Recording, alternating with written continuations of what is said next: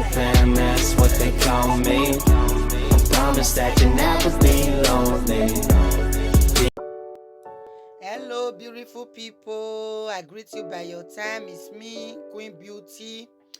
Today I want to create a new makeup, which is the color is sky blue and glitter. So stay and watch if you want to know how I create it. Okay guys, I thank everyone that subscribed to this YouTube channel. Please guys, if you are coming across this video for the first time, please give me a thumbs up and subscribe to my YouTube channel. I appreciate everyone that subscribed to this YouTube channel. I appreciate the new and the old people that have already subscribed. Please share this video, like my video, support a sister, and as you do, God bless you. Thank you, and please don't go away if you want to know how I achieved this sky blue glitter makeup. Okay guys, thank you everyone, and I see you all later. Bye.